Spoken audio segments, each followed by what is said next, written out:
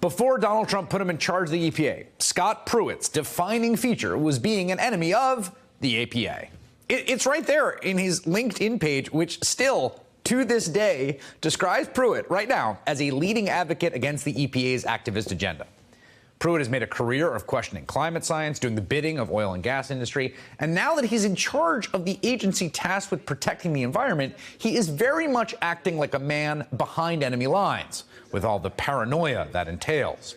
No EPA administrator has ever had a 24/7 security detail until Scott Pruitt, who has reportedly hired a dozen, that's 12, new agents to protect him, bringing his personal security detail to a whopping 30 people at a cost of at least $2 million per year.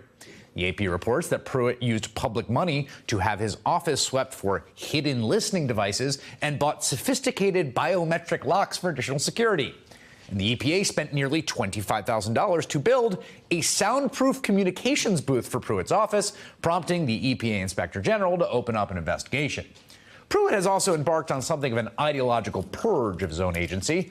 After 3 staffers raised concerns about the EPA's direction, the New York Times reported requests were submitted for copies of emails written by them that mentioned either Pruitt or President Trump, with the requests coming from a Republican campaign research group that specializes in helping party candidates and conservative groups find damaging information on political rivals.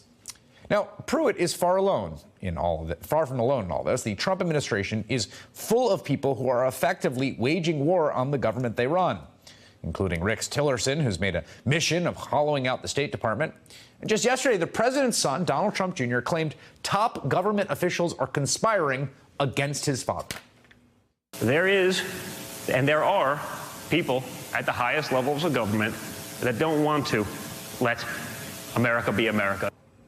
When we come back, I'll speak to Maxine Waters about another Trump camp war, the one on Robert Mueller and the Russia probe. Don't go away.